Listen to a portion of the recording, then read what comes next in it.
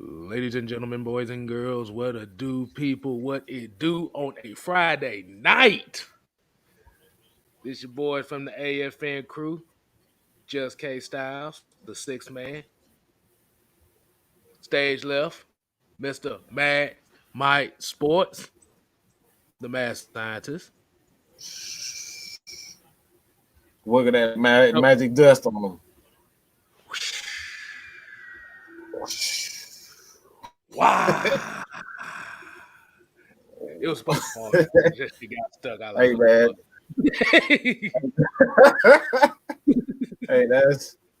Hey, man. It's a good day. I just say it's a good day, man. The Hawks off to a pretty good start. Hey, man. We get this, man. The Hawks get this, man. It's gonna be. You talking about some? It really gonna be reminiscent of 90. What 90? What I'm talking about? Well, I could say 98.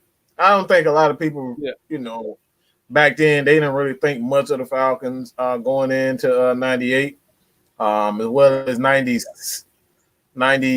Well, I won't say 90s. 2016, nobody would have thought that we've been, would have went to the NFC Championship. So it's like at this point, man, what the Hawks are doing, hey, bro, like they playing some ball right now. So hopefully they keep up this momentum, so we can see what happens. But hey, I like the chances right now.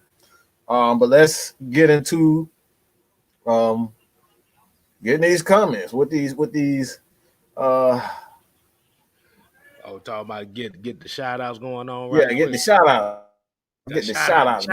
Friday night madness shout outs. You know how we do around here. Mr. Motivator, what's going on, man? We got Kenneth Lewis, what it do for homie, Floyd Donnelly, Tev Sports and Gaming. Andrew G, Joseph Thornton, Atlanta Nation, Mr. C Will, Reese 803, South Kakalaki. Millie Mills, what's going on? Rodney Brown. We got Who Dat for Life in here. Reggie C2K. Devon Stanford. We already know what to do around here, man. How's everybody doing this evening? I hope everybody had a good day. Hope everybody getting ready for this weekend. Hey, just the weekend, damn it. We you know how we do it. What's going on, Mike? How we doing? How we doing this evening? Hey, man. I think we can kind of get into the first topic. See what we got here. Let's start with. Should we get the Pat Mahomes, Tom Brady on out the way? Might well throw that little tidbit out. Yeah, let's get this out the way. Let's get this out the way, man. I know this is supposed to be one of the greatest news things in the gaming world right now. Right. If y'all ain't known this is supposed to be the GOAT edition of Madden 22. If it's the same gameplay as last year, this is not going to be no MVP edition. It's just going to be recent. Right. Yeah, you took the words out of my mouth. Look, I love Pat Mahomes. I love Pat Mahomes to death, and I obviously don't like anything about Tom Brady. All right, but this is absolutely ridiculous. Like, how do you gonna say the MVP edition? Like, Pat Mahomes he did his thing, but that dude played like absolute trash when they needed him most. Okay, absolute trash. Okay, when they needed him most.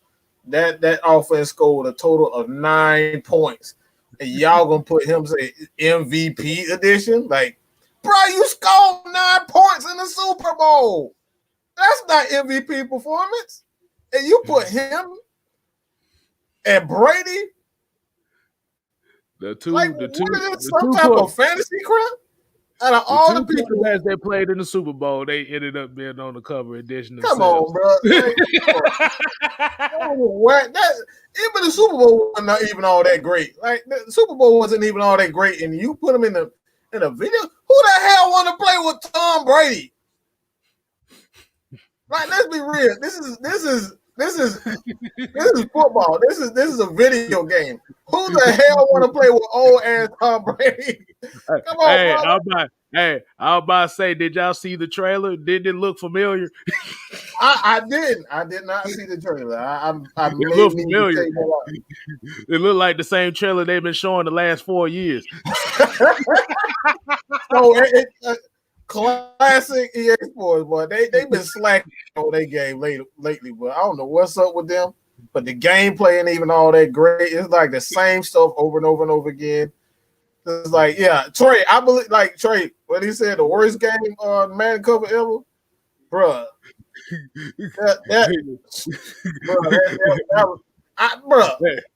That's all I got to say, bruh. Hey, I'm about to say that goes on par with the what was it, the very first Madden cover when it was pixelated. It's about as bad as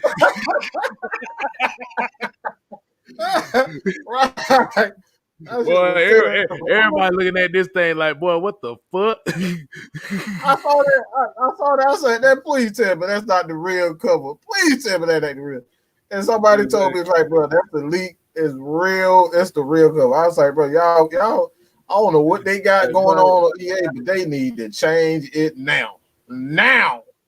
They bringing back features that used to be in the game 10 years ago. So yeah, we know how that goes.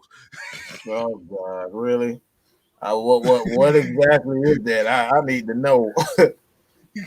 Exactly. Like I said, everybody saying that covers trash. We got Utah Sports in the chat, man. Y'all go and show him some love over there. YMOF Jamal, what's going on, man? DD, what's good? Philip Franklin, Wallace Smith, Tonio Holloway. But yeah, no. No. I think we might need to go ahead and get off that subject there. We just had to do a little time. Look. Hey, I'm about to say, I just got my NCAA 06 football in the mail for the PS2, so I'd rather play that than that. You know what? That's me. Hey man, I'm a strategic type of guy, and I'm about to cop me a new PlayStation 3 so I can put in that NFL head coach. And build a team as a coaching staff, man. Like that's what I'm about to get on. So hey man. Yeah. Reese 803 South Kakalaki said, make sure y'all tell Miss Mads her fans still sending condolences and prayers. Absolutely. Maybe early Father's Day also to the whole nation.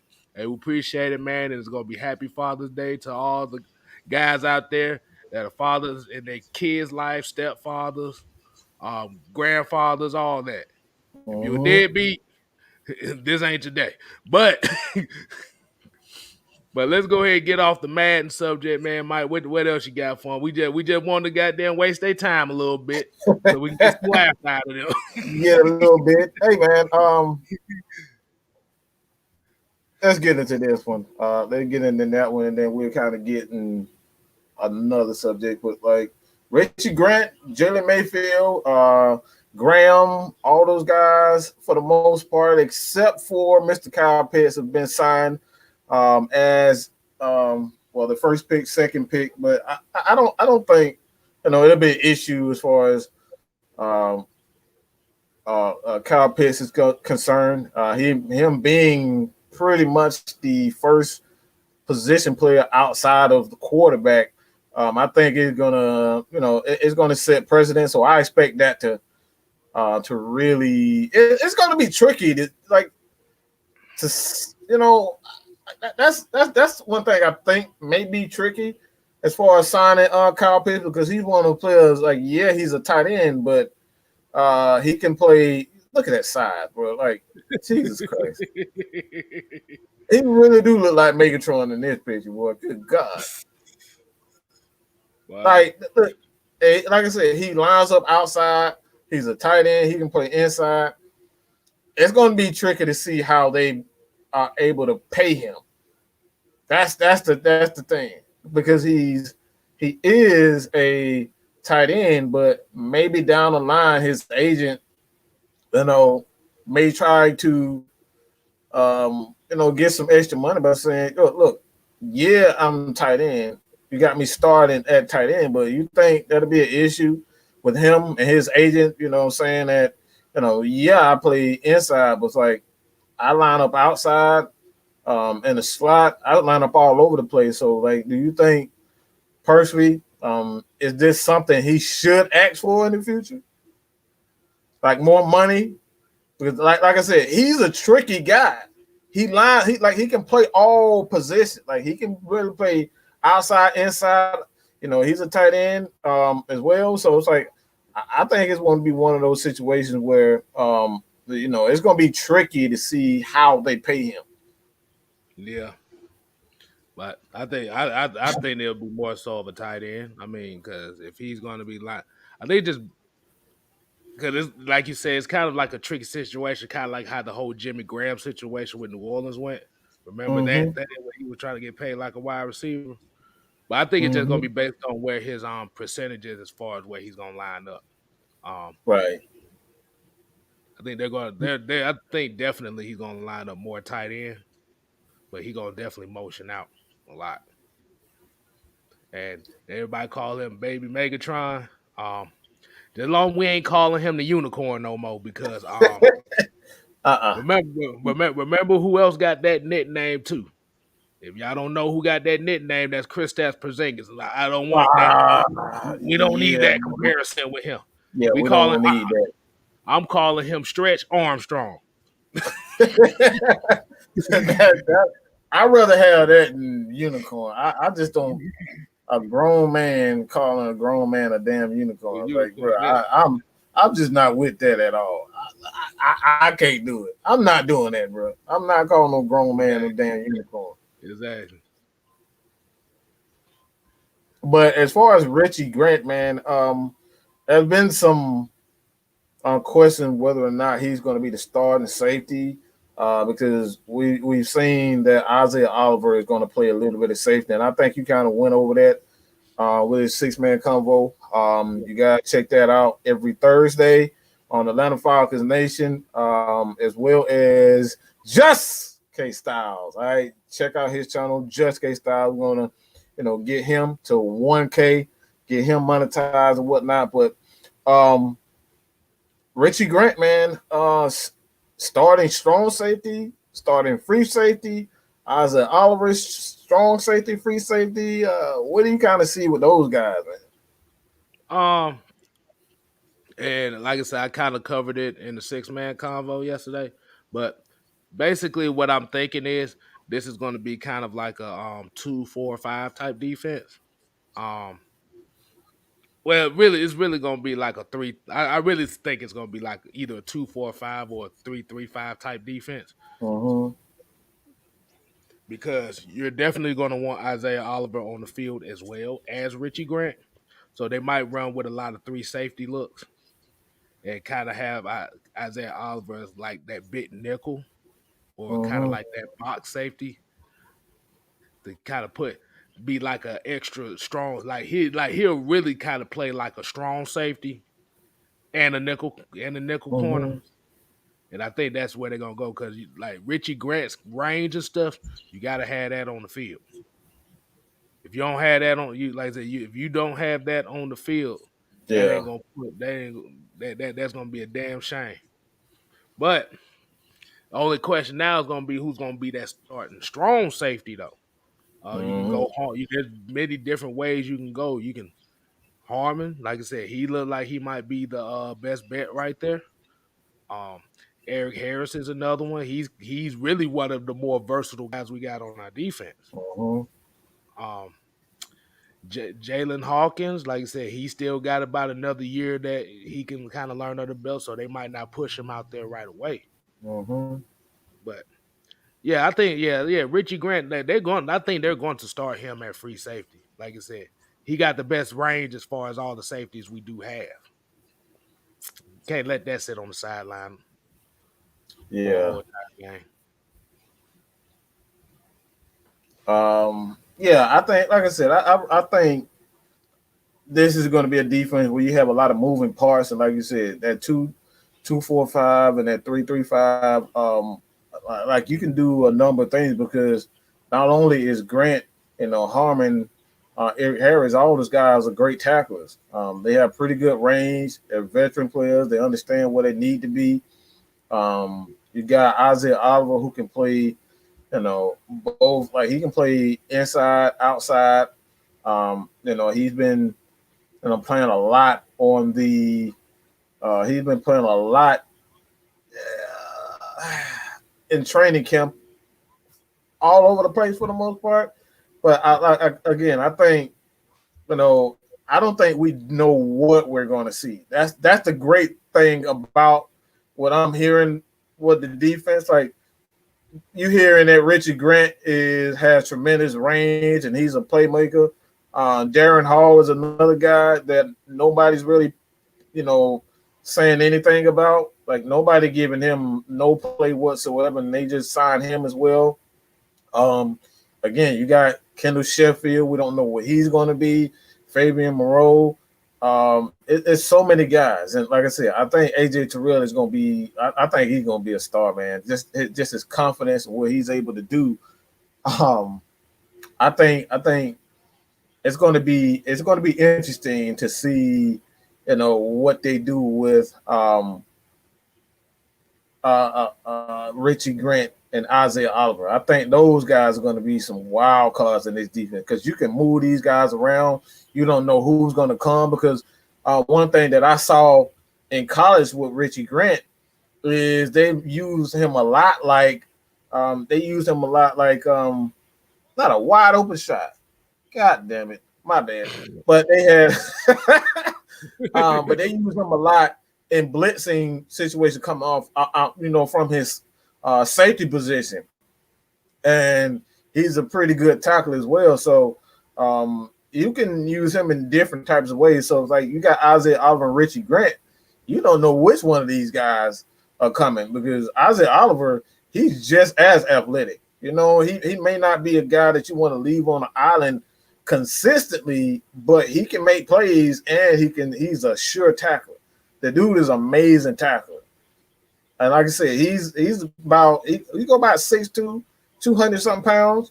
So like I said, this dude, I think Isaiah Oliver is going to be one of those guys. Him and Richard Grant is going to be so fun in his defense, man. Because like I said, what he likes to do with his players, Dean Pease, is use these guys to their strengths. And he asks these guys to do a multitude of things, a multiple things. I see Floyd, he said Michael Walker also. This is another thing. We're talking about, they got a couple of, and the Hawks they're starting to find their groove right now. So if we stuttering and looking to the side, we watching the game too, right? We watching the game too. So yeah. Like I said, we watching the comments, bro. But like this is a big moment. This is a big moment for Atlanta sports. So we are some real true fans. We're not gonna do a show for y'all. We doing the show while we watching the game. You ain't gonna get that nowhere else. Hey, look, like I said, it made me glad. At least we ain't doing like this.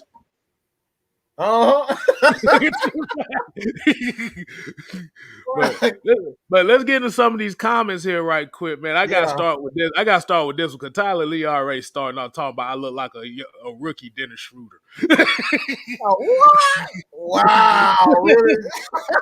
Yeah, because Dennis Schroeder did have that forehead like a motherfucker too. Yeah, that's what he talking about. Only thing I'm missing is the bleach patch or something. I'm not gonna do that. Nah. Fuck that. I don't follow those trends. I seen folks doing it now. It looks ridiculous. Absolutely not. Let's see what else we got here. Rio Bang says here, yeah, strong safety. Harmon got the most experience.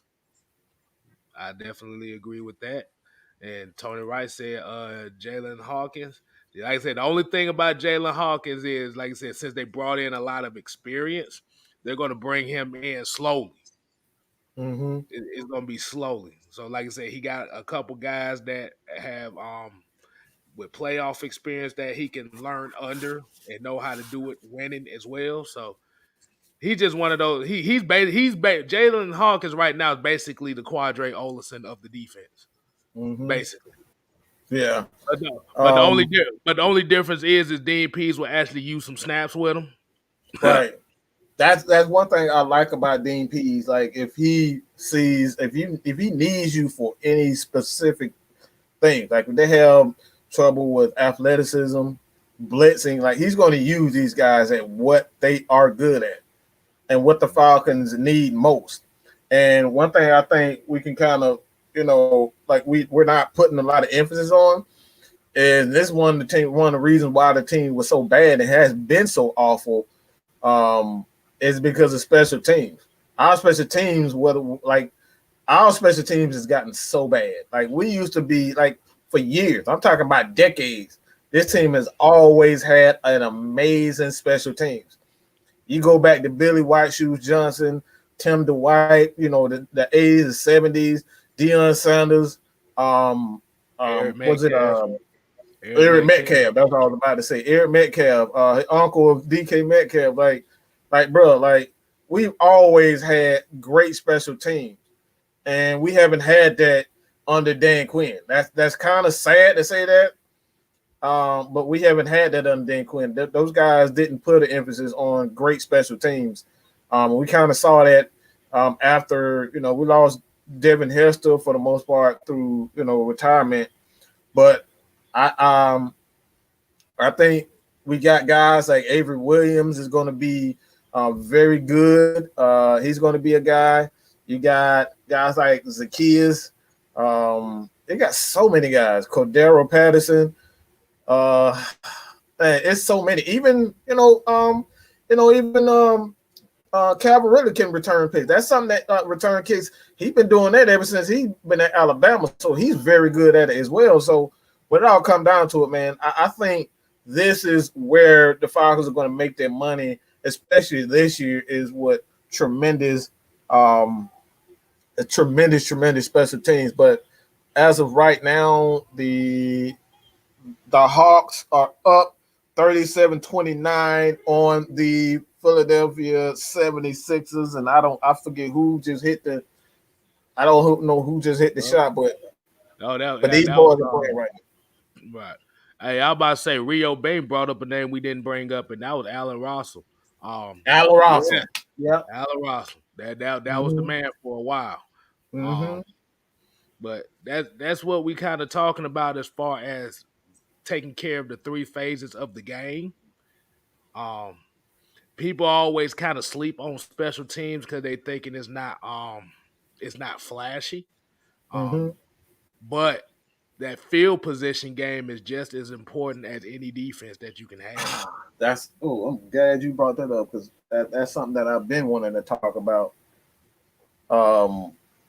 Because when you look at Matt Ryan, I think this is why I believe more than anything that Matt Ryan is one of the most the greatest quarterbacks of all time is because of his ability to maintain drives. And it's like the reason why I say that, because when you look at Tom Brady, the field position that he's been awarded with not only the Patriots, but you see with the Bucks, like oftentimes they get the ball at the 40 yard line and they don't have to go 80 yards to score a touchdown because we got fair catch.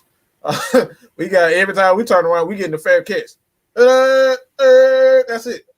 Tom Brady ain't got to worry about that.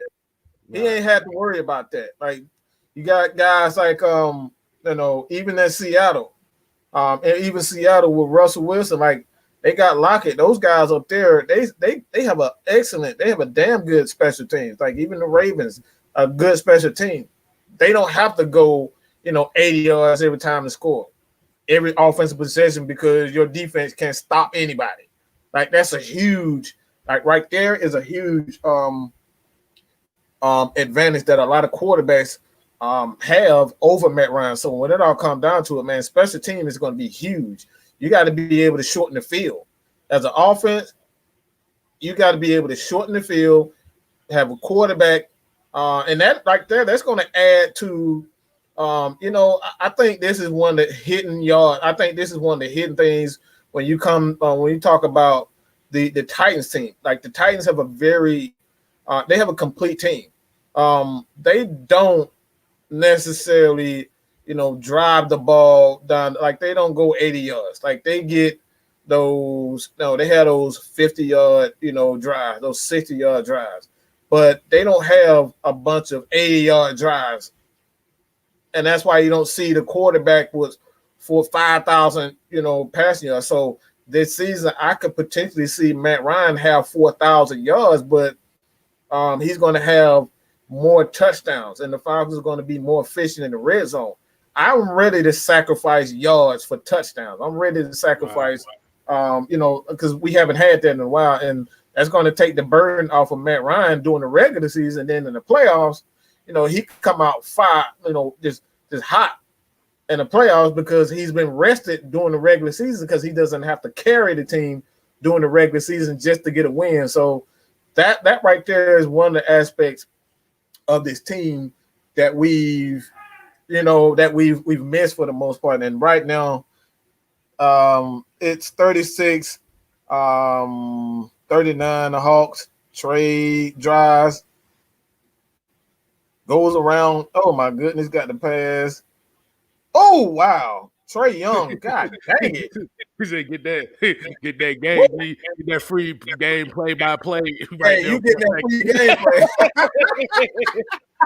You get that free gameplay right there. But 41-36, Hawks. They get 30. Yeah. But like as we talk about with special teams, I would say, Asia Green, what's going on? Appreciate you coming in. Like I said, we got a couple comments here we want to get into. Like since you talked before, said Pats had great special teams. Yes, that's definitely agreeable. But also we need Sterling Hoffrichter to get better at his punting. I'm looking at that. Absolutely. Yeah. Okay. So yeah, like I said, like that's another one of those positions that nobody really pays attention to. But if you have a damn good punter who can pin down at the 20, that is a defense's best friend right there. Start within. Exactly. Start in that 20. You got to start them in the 20, not at the 20, in the 20. Right.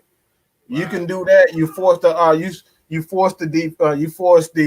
offense to go 80 plus yards, and oftentimes what that does too, like when you do that, not only does it help get your offense, help your offense get the ball back, but it helps the offense shorten the field, but at the same time, it tires out their offense because they constantly have to go 80 plus yards. So like that helps the defense out when they have to go 80 plus yards, and then you get the offense, even if they have a 10-point lead, it forces their offense to go, not giving up those big plays, and forcing them to go 80 yards and whatnot, burn a lot of clock, and then you get the ball back, you burn a lot of clock, shorten the game. That's what you want to do. Shorten the game by, keep that clock running. And like I said, man, the Falcons haven't had, they haven't done, and this is something that I want to pick up on too, because you guys saw T going live earlier today, and he kind of touched on this also. When you look at this, and I just lost it. I'm trying to watch TV. I'm trying to ignore the damn TV and talk at the same time. But damn, what the heck I was finna damn say? You said something about T going live earlier. He had something. Yeah, it was about I know what it was. It's the top defense. It was a top defense. A lot of people want a top 10 defense. And like, I'm not one of those people that want a top 10 defense. I want a defense that's going to be opportunistic, and they get those key turnovers and key situations, those key stops and key situations, because we saw, last year, with the Chiefs, they got those key stops in the Super Bowl. But this past Super Bowl, they didn't get those key stops. And they was a much better defense. So what good is having a top 5 defense if you can't get those key stops in key situations? Again, we saw this with the 49ers. The 49ers was a top 3 defense. They got to the Super Bowl, they didn't get those key stops. So what good is a top 5 defense if you can't get those key stops in key situations? So I'm not looking for the Falcons to be a top 10 defense at all. I'm looking for these guys to get key stops in key situations, turnovers to get the ball back to the offense, in their territory, getting those interceptions, getting those third down stops. Again, stopping a whole drive, stopping momentum. When the offense is in the momentum, the defense come in and put that crap to a halt. And like when our offense is just not clicking, the defense can hold it down and keep the game, to keep the game short. Like that's we need to be able to lean on the defense at some point in time, and that's something that we haven't had. Like we kind of saw it towards the end of last year, when they kind of switched things up, they got a little bit more aggressive, they got more creative, but by that time it was just too late. You know what I'm saying? So like the Falcons got to do a good job of getting those key stops, those key third down stops, those key interceptions, and big moments. That's what we need most. I don't give a flying fuck about those goddamn top 5 defense. I don't care about none of that. All that is cosmetic. Go ahead. Hold on. I did a little research to it. You know why he said y'all really want to know why he says he don't give a fuck about top 10 defense? There was a certain NFL team a while back ago. I think y'all remember them, the San Diego Chargers in 2010. They had the number 1 offense and the number 1 defense. Oh, I know where you're going with this. Went 9-7 and didn't make the playoffs. Woo, why? Boy. Because they were dead last in special teams. Yeah. Do you know how crazy that sounds to have the number 1 offense and the number 1 defense and not make the playoffs? Yeah, and that goes exactly what we're talking about. You can't get those key stops, you can't get those key touchdowns and key moments. None of that matters. You got to be able to do that. You got to be able to get those key stops and get those key interceptions and big time. And right now, Mr. MB is flopping all on the floor. Why are you too damn big to be doing all that? This dude is, bro. Oh, he won't. He really flopping all on the damn floor like that. Get your big ass off the damn floor. Hey, Mike, I want you to hit this question up right here. Rio Bing said, do you think that Patterson would make the transition to running back? Because it seems like the Bears OC was trying to experiment with that last year. The only thing I say about that is he's not going to be a running back. He's just going to be a football player, which means he's just going to be wherever they need him to be at. And like I said, plus if you have a guy like that as your running back, like I said, you can actually flex him out wide because he's a wide receiver. So you don't know what the hell this offense is going to do when he's on the field. But go ahead, Mike. Well, there's a number of things that you can do with Cordarrelle Patterson. Is one, if you saw him at the University of Tennessee, one of his strengths is straight line speed.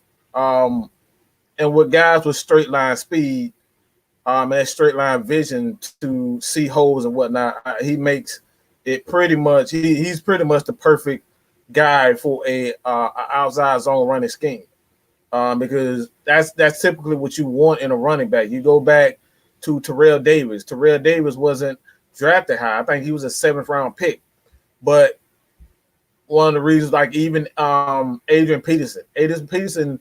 He wasn't a guy that had, tremendous feet and, he's ducking and dodging and doing all that. Like AP, he see a hole, that motherfucker run through that bitch like he ain't got no regard. So he didn't have tremendous feet.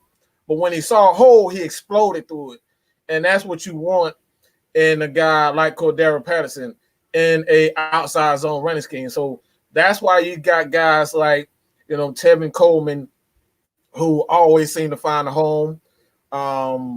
Adrian Peterson, he's one of those guys that always seem to find a home because he got that straight line speed. And anytime you're in a zone stretch scheme, those are the types of running backs that you need. So he's going to fit perfectly in what Arthur Smith is going to do, him and Ragone want to do on the offensive side of the ball. It's like I said, zone running scheme, all you need to do is see hole, run through the hole. That's it. You don't need to do all that dancing. That's all. Well, just like KSTYLZ is, me and Jew are the one with all the fancy words, and we go long. KSTYLZ is just simple. See hole, go. That's it. That's what you need from a guy like Cordarrelle Patterson. So yeah, absolutely. I think he's going to be perfect for this offense. Key, like you said, key word is run through that motherfucker. That's it. Like you said, and then that because if you remember, that was kind of the issue with Devontae Freeman as well. Mm-hmm. That's why that's why he started struggling after that 1 year, was because he's a jump cutter. He was stutter stepping in the back, missing holes. Been missing a lot. That's why he got benched. That's why he got benched in the Super Bowl, because you remember he lost. It was like a 5-year loss, and Shanahan took him out because he was dancing. Yeah, that's not how Shanahan want his running back to do. He want his see a hole, go through it, stop dancing, and go. That's it. Exactly. He was literally Mario jumping in the backfield. Boing. Boing, boing, every time you see him run the ball was boing. Every time I saw him watch, I had the Mario theme song playing, like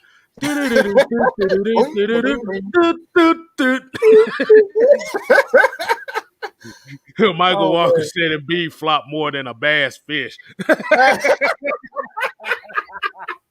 He's that man like 7 feet, 300 pounds. You up here flopping on the ground like this. Like, bro, get your big behind up off that damn ground like that.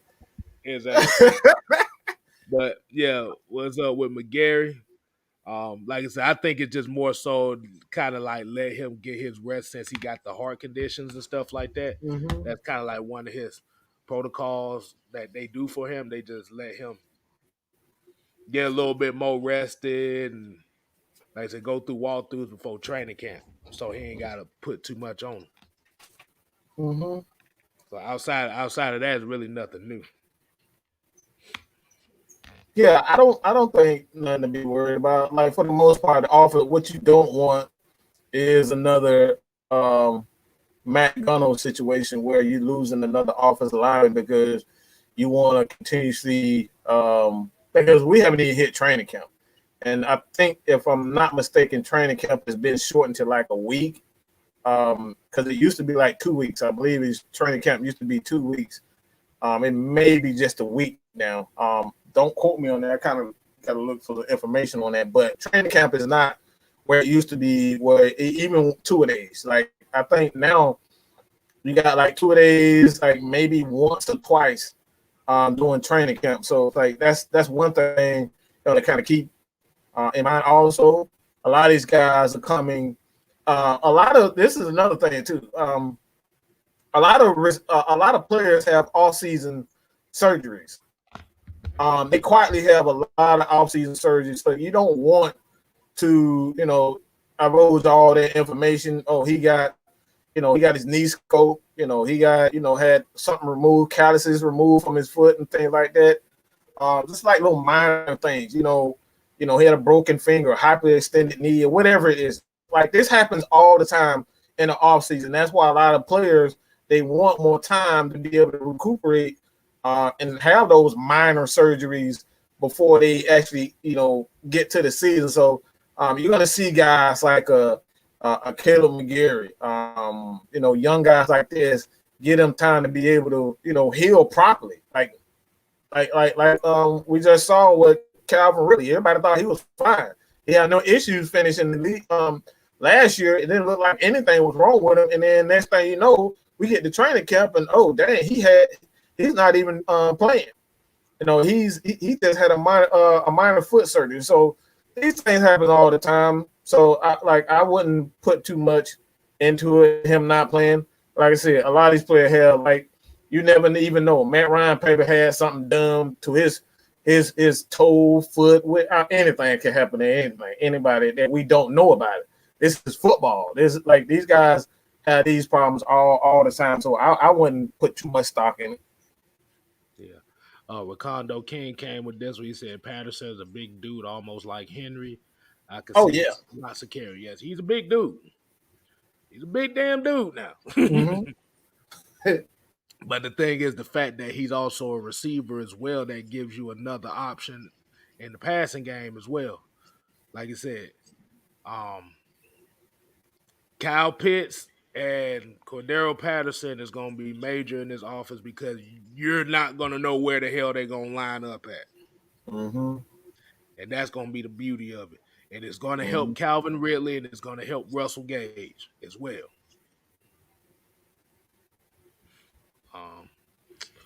Let's see. Let's see. What else everybody else say? Okay, I got that one. Let's see. What else? Okay, that's another Cordarrelle Patterson. Yeah, Bruce Wayne here says, I just hope we have a tough defense.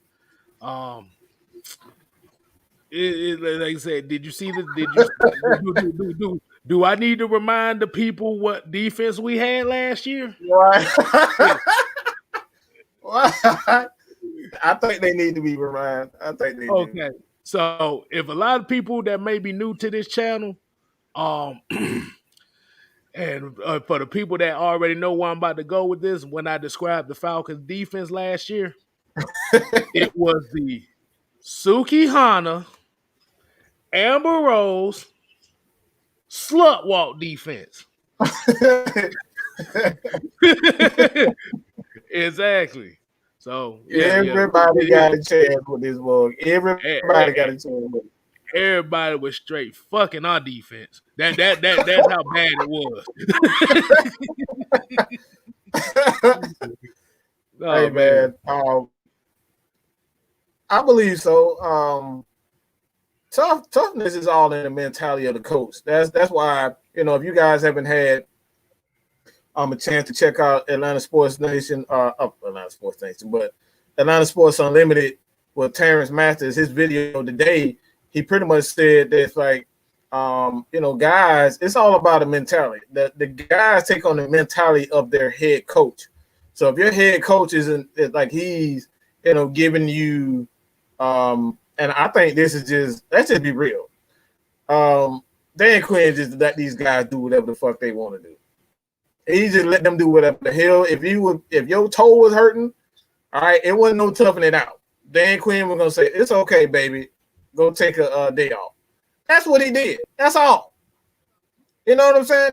That's exactly what he was. So when it all comes down to it, man, the Falcons have a tough defensive coordinator in Dean Pease. We got a tough-minded offensive or head coach in Arthur Smith, who actually not played, but he was a defensive assistant. So he knows both sides of the ball, and he has that old school mentality. This is what I love most about him. He got that old school mentality. So you're going to see people, if they mess up, guess what? You're going to be held accountable. And this is one of the things that I think, when it all comes down to it, the Falcons are going to have a much tougher team because we don't have a choice. We don't have Julio Jones to bail us out anymore like that. So we're going to have to lean on a lot of things, the running game. We're going to have to lean on that fullback catching that flat out of the backfield. We're going to need that tight end slipping out, to get a 10, 20 yard touchdown or whatever, man. We're going to have to use every aspect of our offense and our team to be able to get wins. And that's what you want. You don't want to rely on your superstars to do every damn thing because Matt Ryan, Julio Jones, obviously, we've seen these past 10 years, Like even when we have the best receiver in the game, that still wasn't enough for us to get a championship. So I think it makes the team a lot more tougher because we're going to be forced to lean on our offensive line. Hey, did you just say fullback catching the ball out the flat? I think somebody just said somebody that sent you a picture said, "Yeah, that's what's up. I am catching passes."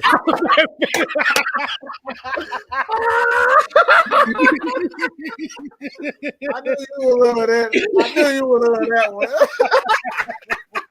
Hey man, your boy King boy. I'm sorry, boy. He looked like Evan Courageous, boy. I don't know if anybody watched WCW back in the day. Oh my god, bro. I wonder what them folk gonna say about that. But I want you to hit this comment up. Antonio Holloway said, "How do you feel about Arthur Smith press conferences?" I'm gonna tell you what I think of them. I got a picture just to show you. Oh hell! That's all you need to know right now. Hey. Do you see what that face said? That face says, if you ask me something stupid, I'm slapping the shit out you. You better keep. Oh, boy, I wonder. These folks dying laughing right now, bro. Man, you see this shit? Yo. Hold on, let me. Yeah. Catching passes. I'm the man. Hey, catching passes. I got you, bro. I got you. I got you. I got you. Oh man, you set it up beautifully though, man. You set that up right. I had to do it. I'm sorry, y'all. I had to do it. Mike set it up. That's that man, Mike Kstlyz chemistry. You can't get that nowhere else, boy. The dynamic duo. Oh man, somebody actually, I'm about to say, Reese gave us some props on that. Say y'all chemistry is crazy in a good way. Yeah, you see now why. Hey, boy. My head, boy. Oh my god. Hello, Tony Wright says our young linebacker core has potential to be one of the best in the NFL with Dante Fowler, Foyer, Louis Kahn, Deion Jones, and Michael Walker all starting at linebacker. There's a possibility you'll have one of the more athletic linebacking cores. But the thing is, like you said, with DPs, is the scheme is going to help them reach their full potential. Because, like you said, we're not even just talking about those four, Tony, right? We talking about like the guys like the Errol Thompsons. Like I said, Eric Harris is a linebacker too. So, like I said, everybody's going to get a chance. Like you said, Mike. Every player has a specific thing that they're good at. He's going to utilize all of them, and the best thing about that too is you're going to have fresh bodies at the end of the season. That's a good thing. I'm sorry, boy. That damn Keith Smith picture. Hey, that shit got me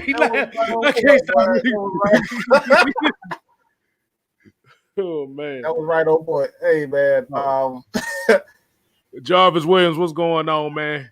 How you doing, Pippa? Here you go. I think you're gonna like this one, Mike. Mr. Lee said the I formation is gonna be beautiful with the fullback and tight end combination. Yo, hey man, hey, bro. Hey,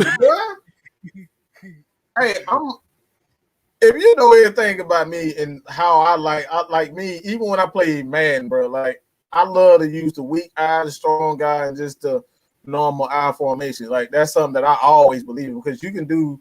It's like the West Coast offense, playing against, back in the day playing against the San Francisco with that Bill Walsh offense, and like you can do so many things with your your running backs. You can put them in the flat. All right, you can catch out of the backfield. Like you can, you can roll out. You can do so many things. And I think that's why, teams. That's why the Saints have been so good. Because they're not afraid to use the weak guy, the weak and strong guy. And the Packers, that's another team, they use the weak and strong guy. the Patriots. Those are old school formations that a lot of newer, younger coaches, they're afraid to use that. That's not Arthur Smith. Arthur Smith, he uses all formations. That's one thing that going back and doing some film work on him. Like, dude is like, he uses all his formations. He don't waste any formations, so you can get something completely different from what you typically saw with the Falcons. Every time you turn around, the Falcons in shotgun. You just knew they were going to be in the shot. At least 60% of the game, they're going to be in the shotgun.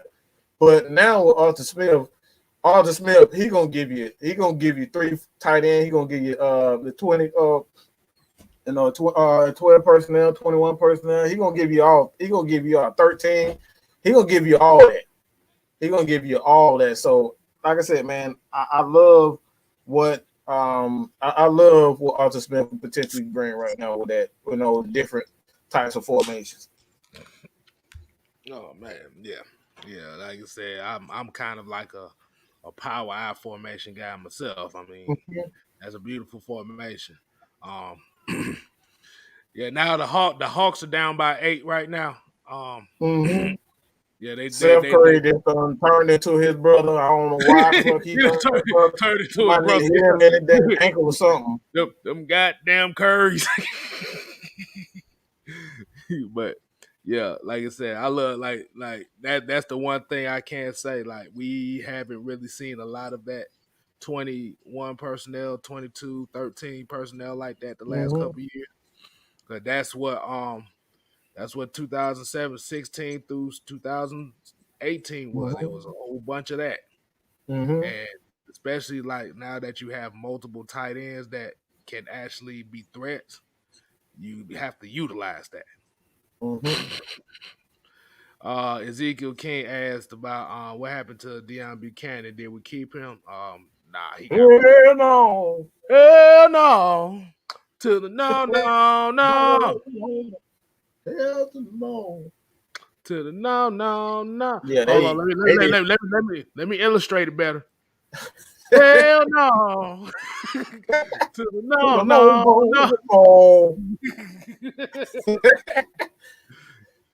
No, they let that man go like early last year. They didn't even give him a chance to even see the field, boy.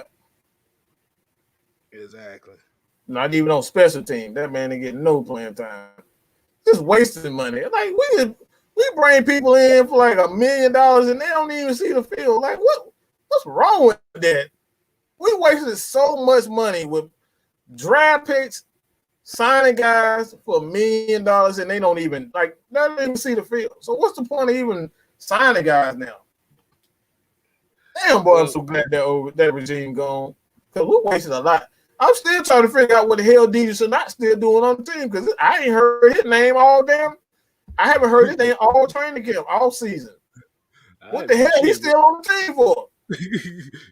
Shit, the way I'm glad you said that too, because especially with the defensive lineman that just got signed, the free agents and stuff like that. I don't think Deidre might not make this team this year. Yeah, I don't see. I know about Sharif Miller.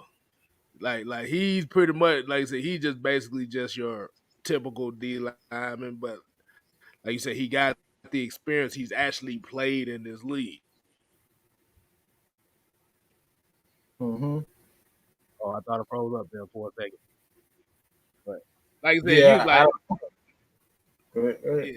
my bad. But like I said, it's pretty much just everybody just here, just being training camp, like bodies and stuff for training camp. I wouldn't look too much into it. Damn, that man said it's not cleaning cleats. Like, damn. Not even a water boy. He said he cleaning cleats. Dang. Said he washing jock straps.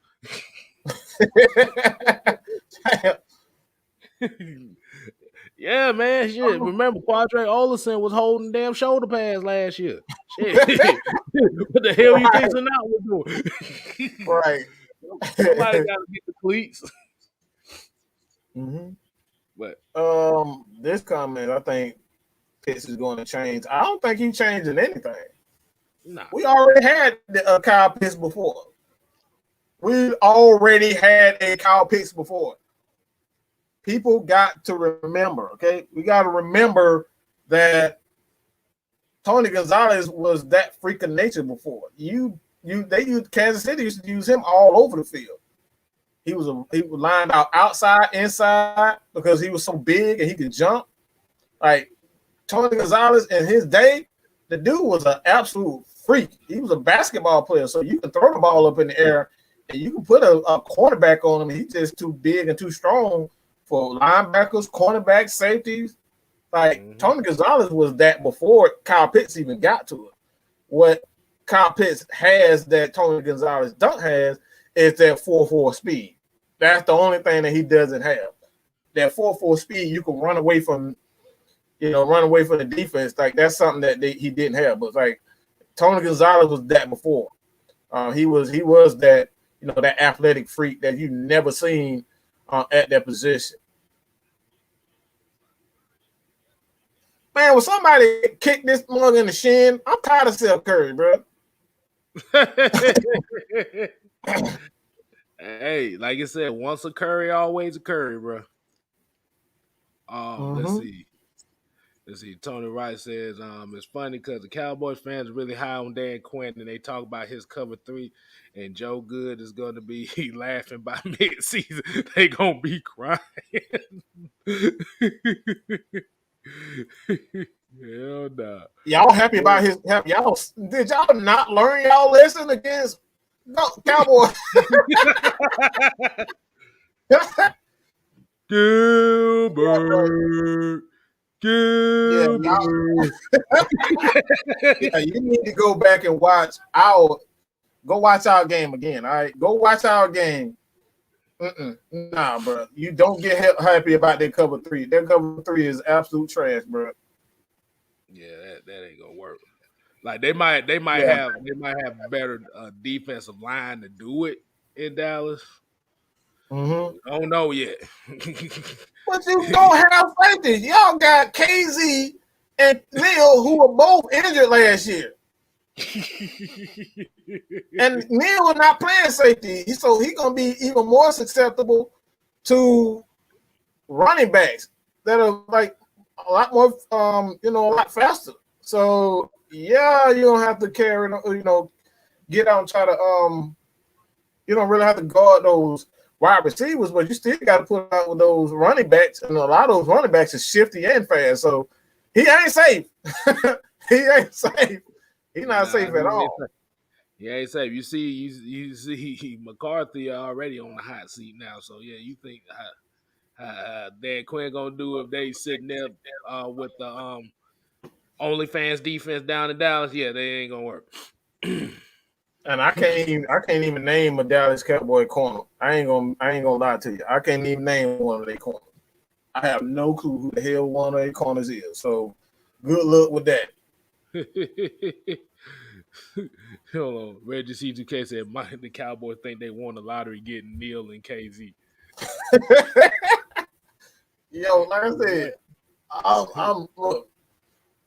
Good God, I just don't. I don't see how anybody can get. I don't see how you can get happy with Dan Quinn because I like the guy as he's a good person, but when I come down to it, that dude is just his defenses have not been. Like I said, I think that Legion of Boom was just one of those anomalies. Every once in a while, you get a defense that come together and they just have tremendous chemistry, and you try to recreate it. Even Seattle, like I don't think when you look at Pete Carroll, I don't think it was just he knew what he was like. I feel like he knows talent, but I don't think he's one of those guys that can build a defense or build a great defense and build a great offense. I think he just knows talent. He puts talent together, and he tried to develop chemistry. And that's the best thing I can say about that Seattle Seahawks team. Like they had tremendous chemistry because even when you look at this defense now with a Bobby Wagner like their defense still sucks. So again, I just think that was one of those anomalies that Seattle was just one of those teams. They had their time and it's gone. So let's move on from the cover three. That shit is never gonna work ever again, especially in the league like this. Bro, and this man, what is all these dang on threes? It's just raining threes right now. What the hell? Good God. Yeah, the turnovers are kind of killing him right now. Mm-hmm. There goes Seth shooting the ball again. Yeah. But Joseph Mestis, what's going on, man? Appreciate you joining us, man. Just like Tony Wright said, I think he don't realize how soft that cover three zone is. Bruh. Yeah, that's on the that's on the jelly side of the game, but that thing soft as fuck. that all you do is back up and give the team space to throw the ball, and the space is in the middle of the field. So if you don't have a great middle linebacker or linebackers that could cover well, you ass out. And last time I seen, Dallas does not have very good cover linebackers at all. So that's a nightmare waiting to happen in Dallas, bro. Okay.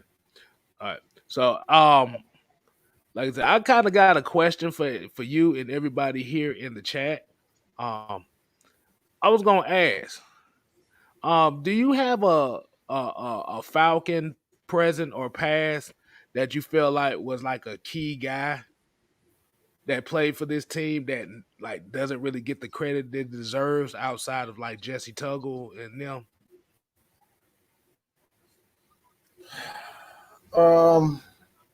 Yeah, I got one that jumps out almost immediately. Todd McClure.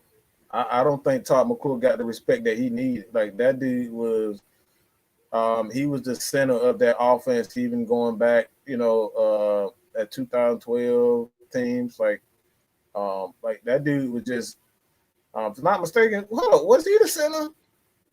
Yeah, Todd McClure was center. Cause he took over for Roberto Garza. Roberto Garza. Okay, at 16, was it 16, and he retired soon?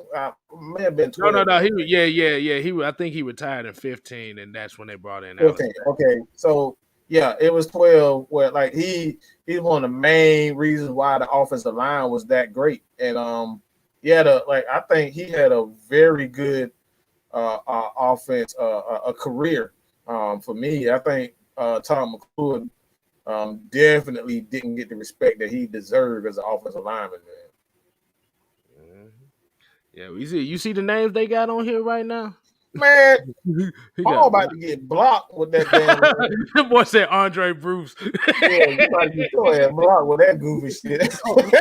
Don't think Falcon fans want to name Andre Bruce in this one right here. Boy. But like I said, we got Reese. He said Roddy White. Mr. Lee got Bob Christian in this thing. Reese brought in Keith Brucken. I'm so and so on that one because I used to like Keith Brucken, but he was really kind of the product of Chris Draft because Chris Draft did the dirty work. But Keith Brucken did what he had to do, so I give him credit on that. Oh, here's a name that we didn't even talk about: Travis Hall and Patrick Kearney. Mm-hmm. You could throw Brady Smith in that thing too. Mm-hmm. Gene Batten says Scott Case. Oh yeah, Scott Case was something serious, boy. Scott Case. Isaac Crime said Brett Grimes. That rhymed. Trey said 16, 17, Jake Matthews. I don't even say 16, 17. I think he's just all time underrated. I wouldn't even just put a number on Jake Matthews. Rounds one said Joel Williams. We got Blitz 818 came in with. Hold on, let me do it right. Hold on. That guy right there. That guy right there. Hey, I got that. I got that too. Hey, here you go, Ricardo King. Hey, there your boy Ricardo King. Yeah, definitely. Chuck Smith is definitely one of those. And I would like. I think John Abraham still kind of gets the recognition he deserves down here because we like that's really the last time we've really had like a consistent pass rusher. So he still gets a little love down here. This guy right here. This guy right here. It's simple as that. He don't get enough respect. He don't give enough credit. Most underrated quarterbacks in the history of the game. Yes, I fucking said it. He's the most underrated quarterback, unappreciated quarterback in the history of the fucking game. Nobody give this guy any type of damn respect. Nobody. Not even his own fans appreciate what he's done. So I like, if you're talking about unappreciated and doesn't get enough respect, Matt Ryan. All he does is does his fucking job, and he's done his job so well that he's literally about 2 years away from breaking or tying the all-time passing record. Yeah. You know what I'm saying? Like, come on. Yeah. Come on, bro. Because I was going to say, I kind of got a name that everybody, it's kind of going to fly over everybody. God damn. John Collins dunked the shit all on goddamn Joel Embiid. Jesus Christ. What the fuck? What the fuck?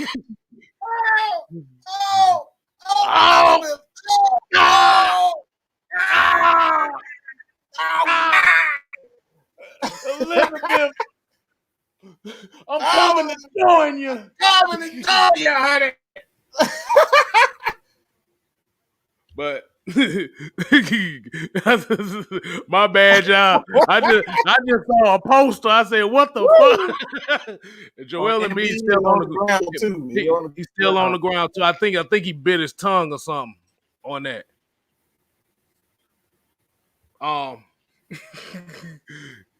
But like definitely, I have an underrated Falcon myself. Like I said, it's kind of gonna fly under the radar with a lot of people because a lot of people might not know him. He did play a couple years, but I'll have to put Kevin Mathis in there, especially around that time when they was looking for that number one corner. And y'all remember Jason Webster's sorry ass? Y'all remember that? Remember that shit? Yeah. Jerome Bolden had just left too, so they needed another corner. Yeah, Kevin Mathis was definitely one of those guys that was kind of underrated for that Falcons defense. He just did his job. He just did his dang job. I can say this too. I got another one. Hold on, ready to see you KZ. I'm like, Mama, no! I need a moment. Oh man. Well, that's one thing I wish I always do is knew how to scream like that, because that shit be making me laugh so much. Oh man. No, I got one for you. I think we haven't had I think we kind of got an appreciation for it after Tevin Coleman when he wasn't there. But this guy, I'm gonna say Jerry Snowwood. Like that dude when you need a big play, Jerry Snowwood could take that bitch to the house and get some big time plays. You get him a screen, you get that dude some open lane, he getting you 10 to 20. He gonna get you 10 to 20. So it's like that changes the pace, bro. I think Jerry Snowwood is definitely one of those underrated guys. And I know people gonna say Antoine Smith, but Jerry Snowwood, Jerry Snowwood was Antoine Smith before Antoine Smith. And the Hawks are back in it, 68-64, Sixers. So they down by 4. Oh man. Yeah, Jerry Norwood was, like I said, he was one of my favorite guys. Like I said, Jason Snelling was another one too. Oh yes. He had to fill in on both fullback and running back. Mm-hmm. Boy, he can take the hell out of them damn shovel passes, boy. You talking about exactly. Shovel passes, boy. Exactly. he take that shovel pass, and somehow every time he touched the shovel pass, he got a first down or a touchdown. One of the two. Exactly. That was like one of the craziest. Oh, I'm about to say it. I'm tired of them hitting these threes, bro. Oh, wait a minute. Hold on. We got a question here. He said, "Who is your most hated Falcon of all time?" He said, "Mine's is Parade Jerry." Oh Lord.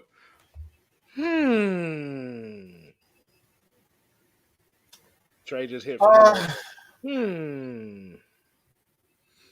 Who the Falcon? I'm gonna say this, and y'all probably gonna call me a master, a king of all haters, but I don't think there's been one player.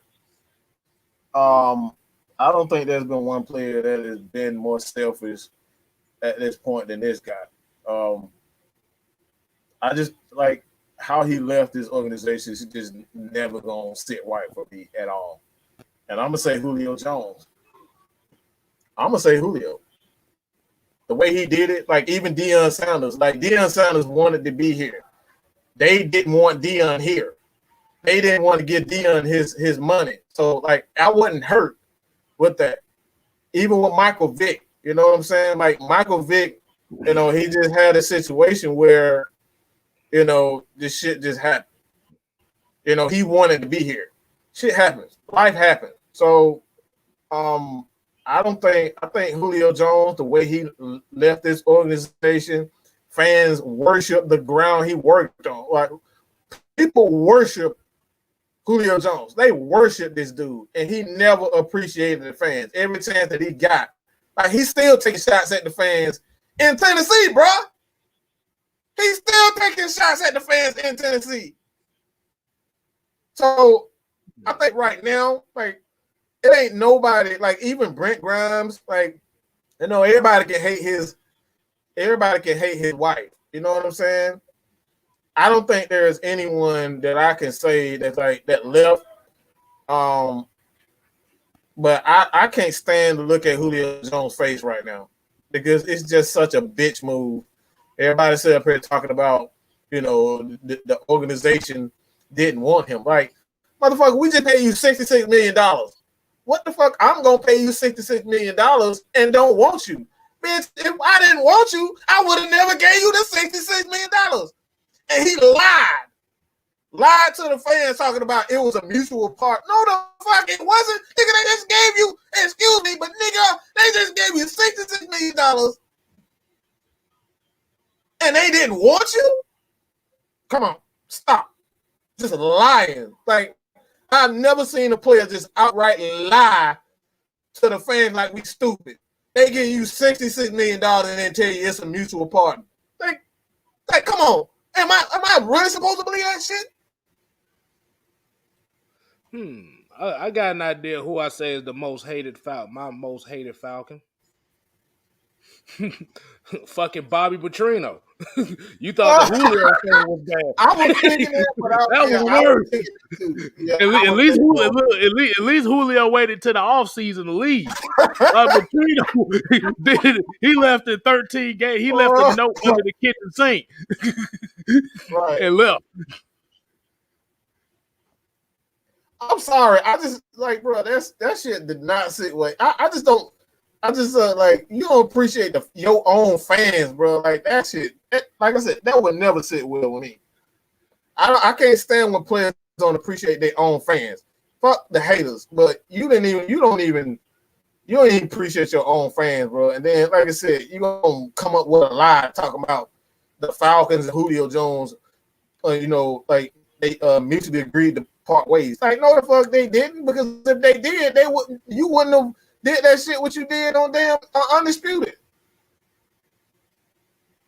Hey, my bad, Mike. I'm sorry, but Dwight Howard. I'm watching it too. I'm watching it. I'm about to say Dwight Howard looking like an old raggedy Cynthia doll out here with the dreads looking like Sasha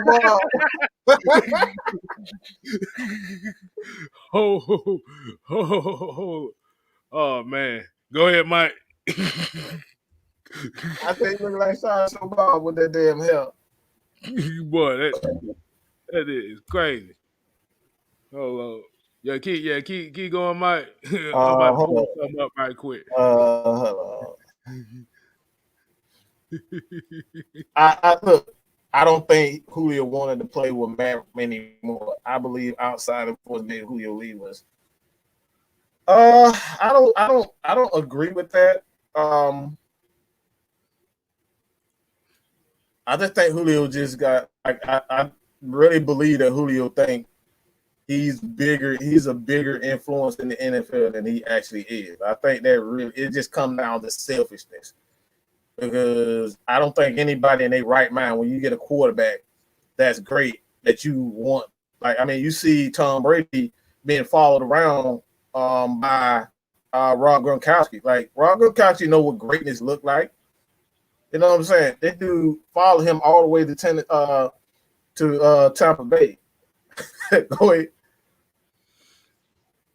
I found a picture of Dwight Howard's hairstyle. Here you go.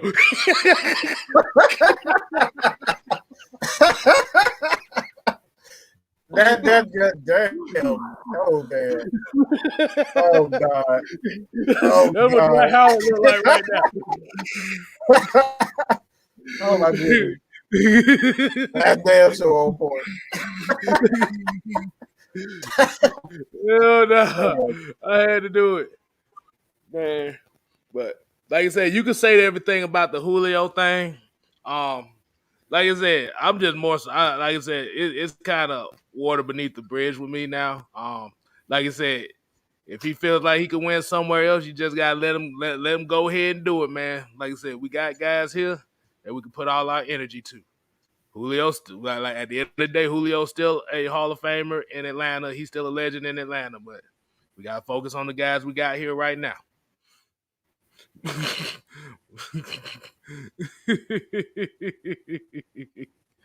oh man, that picture got me cracking up, boy. I'm still laughing at that Keith Smith picture from earlier, boy. That shit was crazy.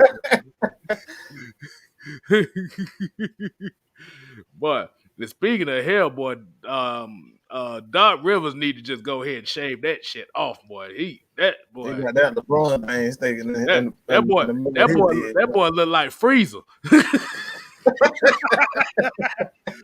That boy look like Freezer in the goddamn heat. Oh man. Let's see. The real said, I feel sorry for all the people who bought the new design Falcon jerseys but bought a Julio one. Hey, good thing about it like this, it might be a collector's item later on down the line. So hey, I wouldn't throw it away. You never know. Yeah, I see how people can say bye Petrino, but yeah,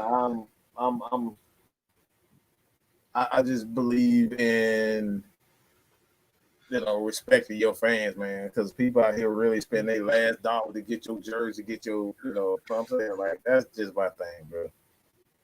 Yeah, but yeah, if y'all got some questions, man, it don't matter if it's Falcons related, around the NFL, whatever. Like y'all can, this is the Q&A.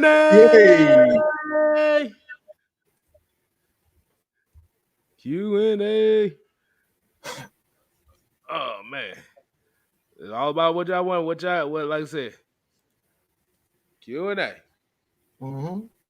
This is y'all right here. This is y'all portion of the show right here. This is the question that y'all. Ricardo King said I bought a damn Todd Gurley jersey. Hey. Man, you bought a retire. Boy. I ain't shit. I ain't hey, even that boy was fine though. That shit was fine. I ain't gonna lie to you. It's just something about that 21 in black and red, bro. Hey, look, I'm about to say, as much jokes as I crack on damn Keith Smith, boy, that number 40 look good as hell too now. Yeah, it does. It's one of my favorite football numbers, 40 and 42. Oh, man. Antonio Holloway said, top 5 favorite Falcons of all time. Ooh. You want to go just one at a time? We start with the fifth one or first one? Favorite Falcon of all time. Let's see. I'm gonna put one up here. Man, that's that's a long list of Falcons right there, man. Like I said, this ain't going in no particular order, but like I said, I'm just Right. gonna name some names here. But I said I'm going. Like I said, I'm gonna have to put Deion Sanders. That's one of them. Yeah. Yeah. Um, no particular order. I gotta go with Julio Jones because he pretty much, if he wouldn't have left the Falcons, I think he's definitely a top five. Like no question without a doubt. Like this dude put up 300 in game. He put up 200 multiple times. So like Julio Jones definitely got to be a top five. Okay, I'll put another one up there. And like I said, this is gonna be unbiased here, but Keenan Forney. Ooh, you got a guard in there. I like that. Keenan Forney, shit. Man. Hey, like I said, hey, he was an anchor on that offensive line. Like I said, that's the one thing that a lot of people don't talk about those Vic days. That offensive line had to hold up because Vic was running around with like a chicken with his head cut off. So they had to hold the line of a point of attack. And Keenan Forney was the anchor behind that. So I definitely got to put him up there. He's actually a teacher. He taught Chris Lundstrom actually went to his camp and whatnot. He was kind of teaching them footwork and whatnot. So like he's a great player. Yeah. Definitely. I think this is one. I think you'll like this one. I gotta say, Rod Coleman. I don't think Rod Coleman get enough respect at all. Rod Coleman actually, again, you go back and look at his stats, bro. His stats are almost identical to Warren Sapp. And Warren Sapp is a Hall of Famer. He is damn near identical when it comes down to his stats. Rod Coleman was a hell of a player. When he was here, that dude was one of the most dominant defensive tackles in the league, and he was getting major pressure and major sacks. Boy, I was grinning like a little kid when I met him in person. I was grinning like a kid, boy. That was my favorite player on that Falcons team in that era. You knew I liked that. Because I got two in the chat right now. He got one of them. I kind of caught him at the tail end of his career. I didn't really see him at his peak. Right. Because the thing about it is, he had 30 sacks as a Falcon, 28.5 as a Raider. So he was consistent. That dude was a monster, man. This dude career had 71 tackles for losses. This was our Grady Jarrett back then. Yep. That's it.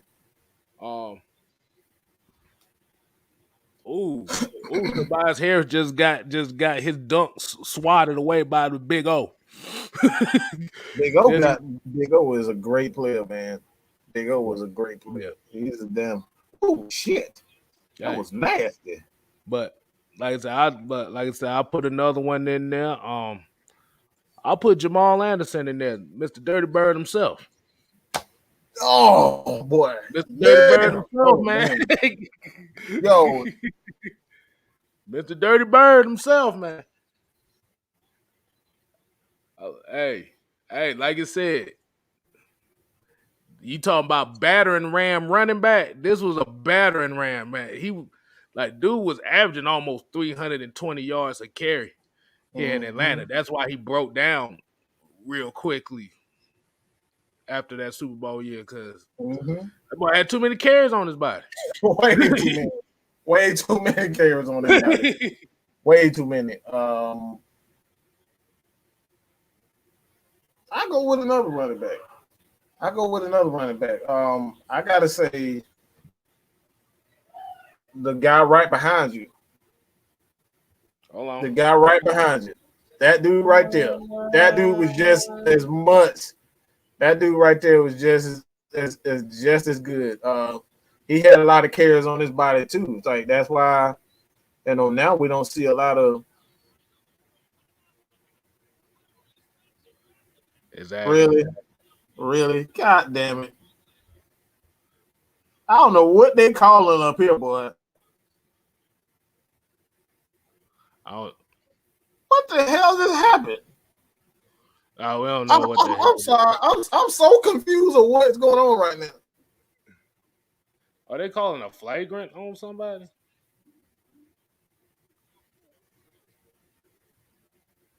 I'm sorry. I apologize, y'all. I'm trying to figure out what in the heck is going on. I think they called a foul on Lou Williams. He just threw the man to the ground. What the hell?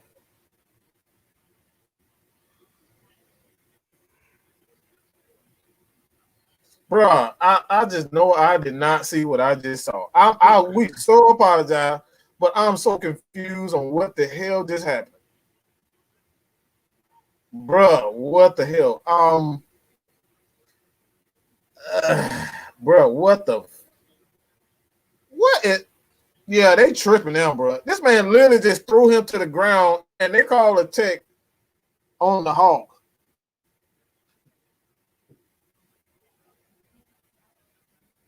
Golly. Oh man. Yeah, they tripping, dog. They want this boy going 7. They try to get assistance every little bit of this. Mm-hmm. He just literally threw this man to the ground like he WWE wrestling, bro.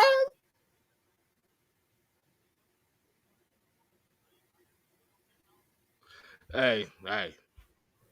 Bro, what in the world? I gotta go with Tuggle. Jesse Tuggle, definitely another one.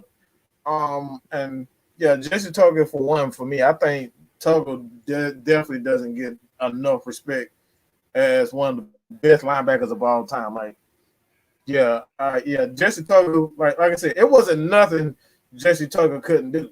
Like that dude was a complete linebacker. You talking about complete? He's the definition of what complete linebacker, especially being undersized. He was like 5'8", 220 pounds. Right. That dude, Tuggle was something nasty, bro. And he was just all muscle, short and just all muscle, fast as all get up, wasn't drafted. Like this dude was an absolute monster. So Jesse Tuggle's another one of mine. Yeah, they up here tripping, man. At least they did that shot didn't go, but yeah, they up here. D-Russ up here tripping, bro. This man don't threw this man to the ground and they get they gave him the technical. They gave him the tech. This man got through to the ground and he got the tech. Hey, it's still 9 minutes in the game. They ain't down by much, so hey, we ain't got nothing to worry about right now. But let me see another one of my favorite Falcons of all time. I might have to go. Even though this was brief, I had to go Tony Gonzalez. Even though it was brief. Yeah. Tony Gonzalez. Like, thing about it is we had Algie Crumpler, but Tony Gonzalez was actually was a more effective tight end than Algie Crumpler. Mm-hmm. The thing about Tony Gonzalez, he knew when the hell to get down. Right. Right. Crawford got hit so much, boy. That man, like he have no win. Boy, he had nightmares about Brian Dawkins. I just say that now. he had nightmares about him. Boy, he refused to go down. Exactly. And Brian Dawkins laid that wood on him that one playoff game. Boy, he ain't been the same since. Absolutely not. But I think I'll do one more. Bob Whitfield, another lineman that I thought didn't get enough respect too. Like he's definitely an all-time great. Like when you look at a dude that pretty much playing with one eye, like bro, you playing with one eye and you still a all-pro. All-pro, left tackle at that, not right tackle, off tackle. And he's blind, and he's legally blind in one eye, bro. Well, blind tackle playing on the quarterback's blind side. Yeah. On the blind side. On the blind side, bro. Like that dude, that's incredible in itself. So you got to give Bob Whitfield some love on that, bro. And he was a complete tackle. Like he was good in the run game as well as the pass game. Like that dude was just amazing. So like the Falcons have had a lot of good times, a lot of great talent. Everybody keeps saying Brookins. Yeah, Keith Brook, like I said, Keith Brookin did his thing here. Like I said, he was one of my favorite Falcons younger in my days until I actually started watching football and realized this motherfucker. Yeah. No, he wasn't that damn good. Like I said, with Keith Brookin, you have to give credit to Chris Draft because Chris Draft did a lot of dirty work for Keith Brookin to get open. Chris Draft was basically like an extra defensive lineman. Keeping him off, keeping him clean. But I'll put one more in there. And I'm gonna say this right here. Like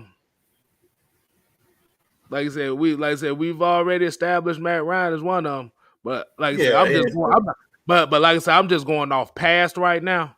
I'm gonna have to put Michael Vick in there. I had to put Michael Vick in there.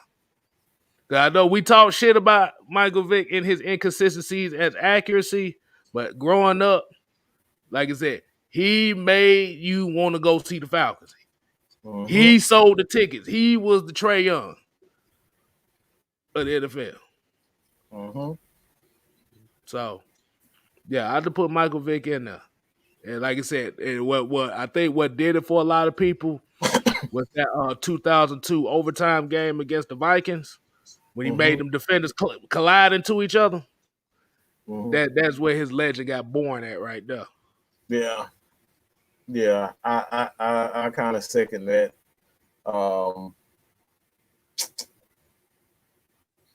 want to say,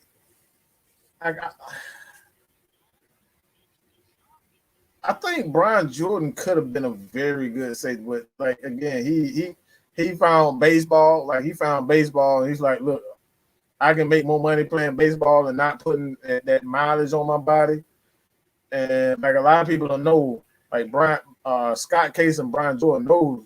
You're talking about a dynamic duo of safety, bro. Both of them was complete. You got complete safety. Like Scott Case was an interception machine, and he can knock your block off. And that was the exact same thing with Brian Jordan. Like those complete safeties. So like I don't think a lot of people realize how good Brian Jordan was. Like that dude was a monster.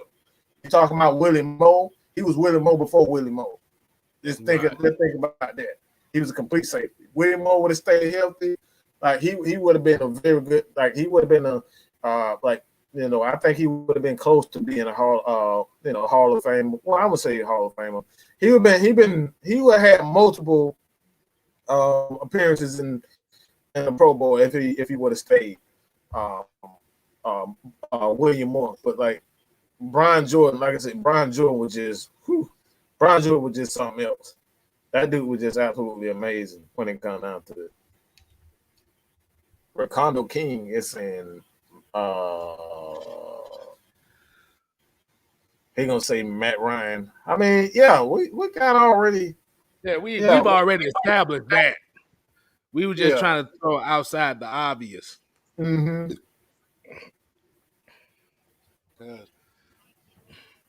I was about to say, bring it up and crazy stuff. That man said keep working because he hates abortion. Bro, what in the hell? What that got to do with? That came out of left field, bro. Hey, then like I said, I was about to say, let's say, I put one of my honorable mentions as one of my favorite Falcons too. Is this is really gonna go off of left field. What I'm about to say here. You better not say it. Morton Anderson. Wow, this man said a kicker. Morton Anderson, bro. I can't disagree. Cause that motherfucker kicked from 70 yards, bro. That motherfucker had a leg on him, bro. Bro, Morton Anderson to save, like I said, and that put Matt Bryant in that thing too, but Morton Anderson was the original man. He was the original money man. Money Mort. That's what they call it. At least that's what my dad used to call it. Money Mort. Let me see. I'm thinking of another honorable mention. Like I say, Jonathan Babineau is an honorable mention for me. And I watched him all. I said Jonathan Babineau is another honorable mention for me. Yeah, he's definitely another one. I watched him through college, so I already knew what kind of guy, what type of player he was going to end up being. Yeah. Hey man, that's a lot of them. Golly. That was it. That was it. It's so hard to name 5 of them because it's like it's too many of them. And like I said, it's crazy. William Andrews too. Yeah, a lot of people say William Andrews. I don't disagree with that either. I didn't really that was a little bit way before my time. I ain't gonna lie to you. That was for my time. So like I don't really see him play, so I can't really speak on that. But what I heard from him is like he was a lot of Jamal Anderson before Jamal Anderson. Like he was that guy, that speed and power together. Hey, I'm about to say also you got to throw Terrence Mathis in there. You know what? I was saving that for that. I was actually saving that one. Like, yeah, I know you saving that one, but we got to throw Terrence Mathis in there, man. That like I said, he was like a lot of people don't know when they talk about the Dirty Bird Falcons, we think of Jamal Anderson, Terrence Mathis, and Tony Martin were key in that too, because they had the block. Yeah, they had the block. Well. They had the block. Exactly. And like I said, Terrence wasn't really a big dude, but like I said, he embodied the definition of that Dirty Bird culture, which was the we don't give a fuck what you think. I'm gonna do my job, and I'm gonna see if you can stop me. Hey man, that's why for me, man, we actually got a special. You hear it first right here. Terrence Masters will be on next week. All right, we'll have him on. He's gonna come in and he's gonna give us his thoughts on the state of the Falcons as it speak right now. We getting into training camp, and that's what I love most. I love to get into training camp and see some real battles, like some real battles going out. So it's like Terrence Masters gonna come in next week. So stay tuned for that. But like Terrence Masters, man, it's like. Ben Simmons hitting free throws. Ben Simmons hitting free throws. We got another question right here. Tony Holloway said, what year was y'all favorite Madden game? That's easy for me. Madden 05. That was my favorite one. I just didn't like a lot of the. I don't like a lot of the newer Maddens. It's just I can't. It's kind of hard to get into the newer ones. Because it's always like every year that you get the new ones. It's always an old feature that used to be in the old PlayStation 2 games that come out every year. That'd be like brand new feature. I'm like, dude, I got Madden 05 right here. That feature was already in the game. Right. Yeah, like they just got lazy. It's just a lot lazy, man. Yeah. So I say that earlier, man.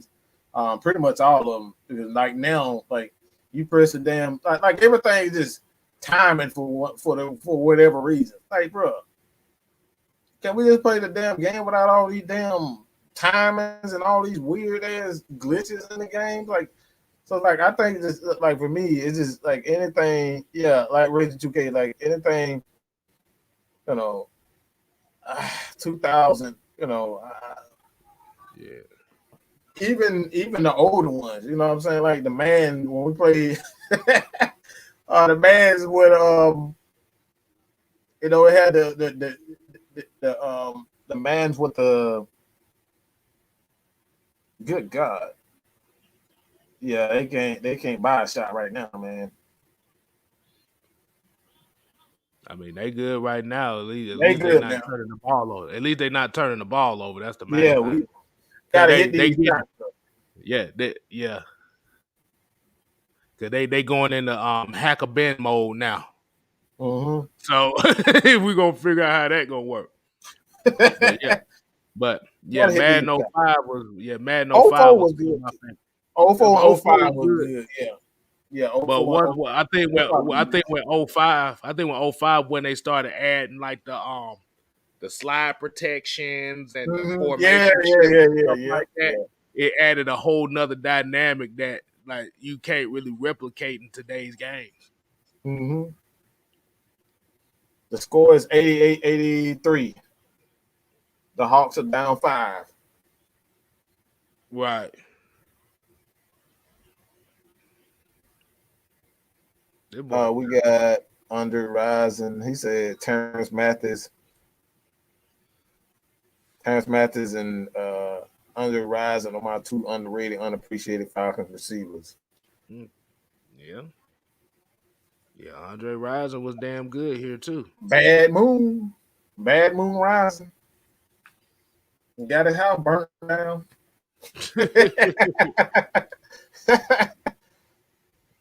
Yeah, but it wasn't Exactly. much. It wasn't much that man could do. Like it wasn't much that man could do. That dude was just more than Anderson for me. Like I said, I think more than Anderson. Like that dude can kick 50 in his sleep. He closed his eyes, he still make them 50 yards. Like it was nothing.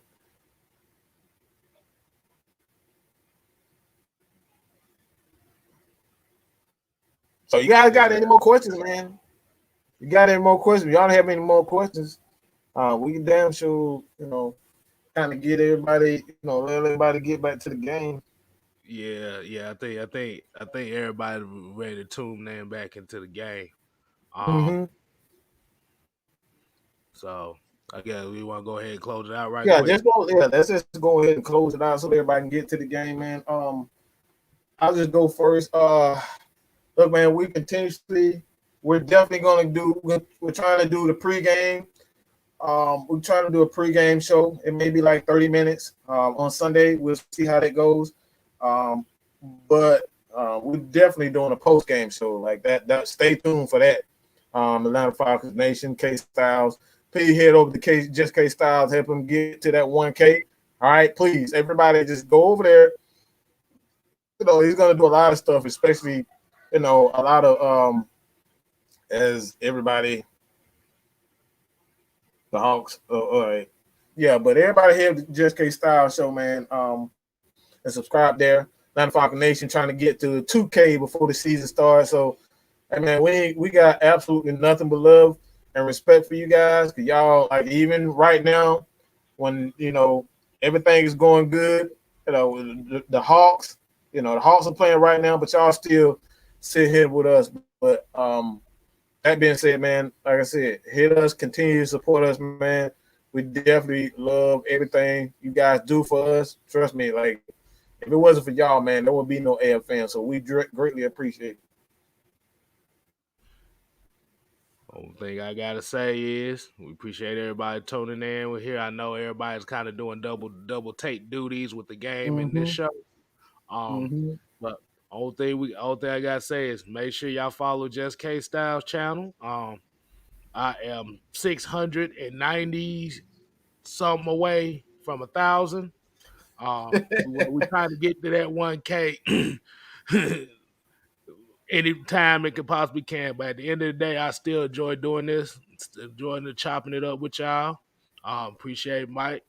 Like I said, let Mm-hmm. me kick it on with him on these Friday Night Madness shows. And Yes, sir. the only thing I have to say is this is the Atlanta Falcon Nation slogan is what we tell him, Mike. You ain't got to go home. But you got to get the hell up out of here. But the slogan is we ain't here to We play. ain't. We here to We ain't stay. here to play. We are here to stay. Yes, Atlanta sir. Falcon Nation, all day, every day. All day, every day. Y'all already know. Peace.